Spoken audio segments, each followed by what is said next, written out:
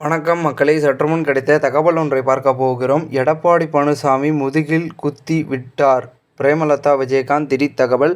இந்த ஒரு தகவலை பற்றி தான் நாம் பார்க்க போகிறோம். தகவலை பார்ப்பதற்கு முன்னதாக நீங்கள் நம்மளுடைய சேனலுக்கு புதிய பார்வையாளர்களாக இருந்தீர்கள் என்றால் மறக்காமல் நம்மளுடைய சேனலை சப்ஸ்கிரைப் செய்து வைத்துக் கொள்ளுங்கள் மக்களே.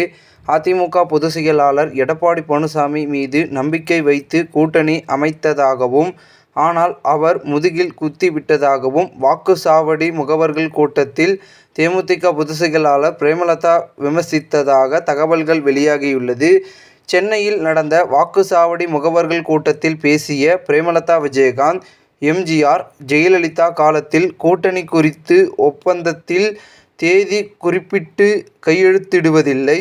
அதேபோல்தான் கடந்த 2024 நாடாளுமன்ற தேர்தலில் அதிமுகவுடன் கூட்டணி அமைத்தபோது தேமுதிகவும் கையொப்பமிட்டு தவறு செய்துவிட்டது.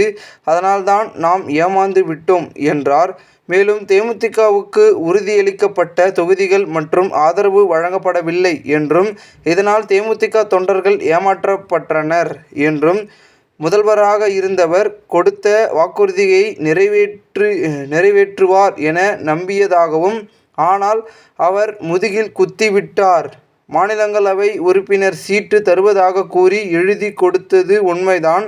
எங்களிடம் ஆதாரம் இருந்தும் ஒரு அரசியல் கட்சி தலைவர் என்ற மாண்பில் அதை வெளியிடவில்லை என கூறினார். மேலும் அயல்நாட்டு முதலீடுகளை ஈர்ப்பதற்கான முதல்வர் மு.க. ஸ்டாலினின் வெளிநாட்டு பயணம் வெற்றி பெற வாழ்த்துக்கள். அவரது இந்த பயணம் 100% தமிழகத்திற்கு, தமிழக மக்களுக்கும் பயனுள்ளதாக இருக்க வேண்டும். தேர்தல் பிரச்சார கூட்டங்களுக்கு காசு, மது கொடுத்தால்தான் ஆள்கள் அழைத்து வரப்படுகிறார்கள். இதனை எடப்பாடி பழனிசாமி மட்டும் செய்வதில்லை. அனைத்து அரசியல் கட்சிகளும் பணம் கொடுத்துதான் கூட்டம் சேர்கிறது. தனது கூட்டத்திற்கு கேப்டன் மீதுள்ள அன்பால் மக்கள் திரண்டு வருகின்றனர் என்றும் கூறினார். தேர்தல் கூட்டணி, எத்தனை தொகுதிகள் மற்றும் வேட்பாளர்கள் குறித்த அறிவிப்புகள் கடலூரில் வரும் ஜனவரி 9ஆம் தேதி நடைபெறவுள்ள மாநாட்டுக்கு பிறகு அறிவிக்கப்படும் என்றார் அவர். இந்த ஒரு தகவல் தற்பொழுது அரசியல் வட்டாரங்களில் பேசும் பொருளாக மாறியிருக்கிறது. இந்த ஒரு தகவலை குறித்த பொதுமக்கள் உங்களுடைய கருத்துக்களை கூறுங்கள். இதுபோன்று நீங்கள் அரசியல் சார்ந்த நிகழ்வுகளாம் தினசரி தெரிந்து கொள்ள சேனலை சப்ஸ்கிரைப் பண்ணுங்கள். நன்றி, வணக்கம்.